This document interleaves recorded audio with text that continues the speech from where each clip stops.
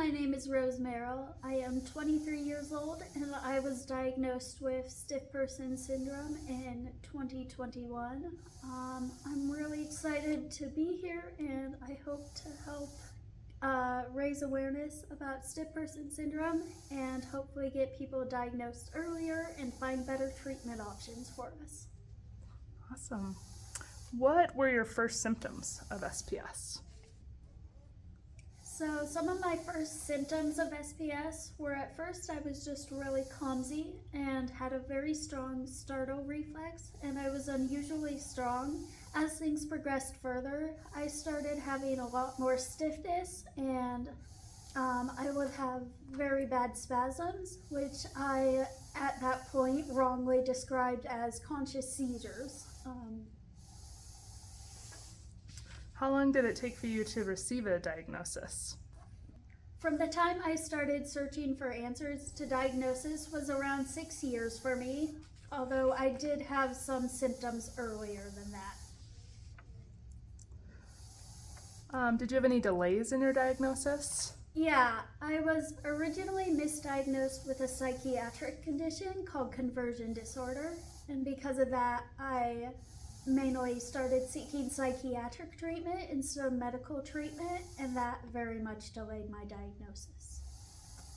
Why is early diagnosis so important to you? So, when someone is diagnosed early, there are often treatment options that are safer or available for people less progressed in the disease, and I really would like to have people have better treatment outcomes and longer lives and better overall lives. What struggles have you had navigating the medical system earlier in your disease?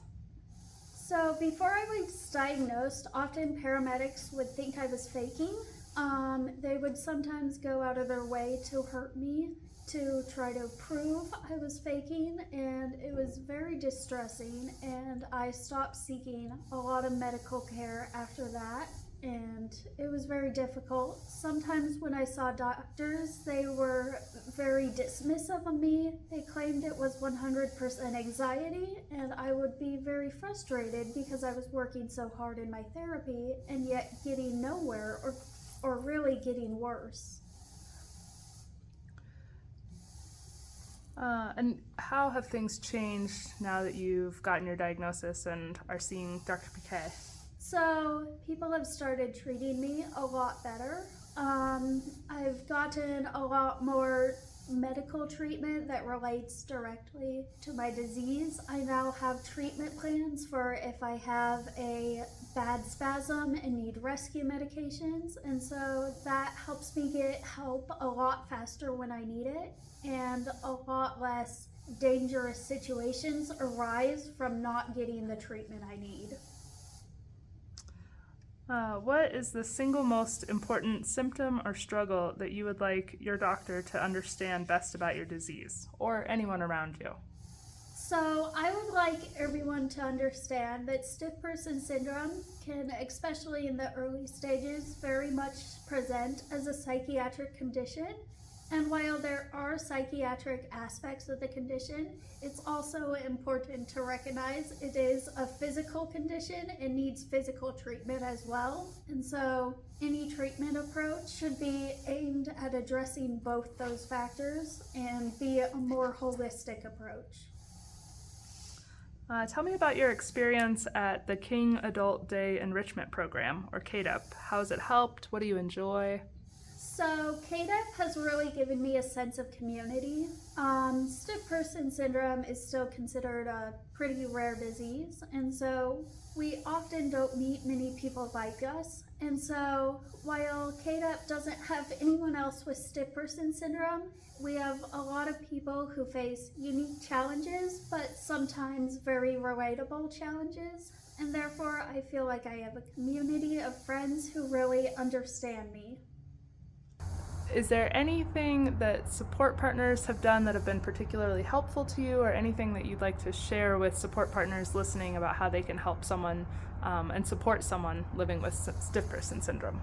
So what I need most from those close to me is just emotional support, being able to listen to me and understand and come from a place of empathy about the struggles I'm facing, but also encourage me to keep going and keep fighting. It's also really helpful if support partners know what to do in case a spasm arises, especially if you can't communicate. Come up with alternative forms of communication so that you can still ask for and know what your partner needs when they are in a spasm. Is there anything else that you want to share with other people who are living with stiff person syndrome?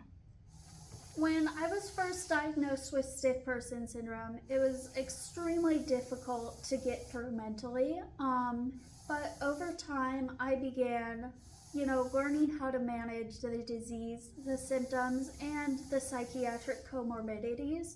And even with stiff person syndrome, you can really live a wonderful life. It may take some adaptations. It may take a lot of advocating for yourself and what you need, but you can develop hobbies, you can make friends, you can have a community, and you can have a really great life even with stiff person syndrome.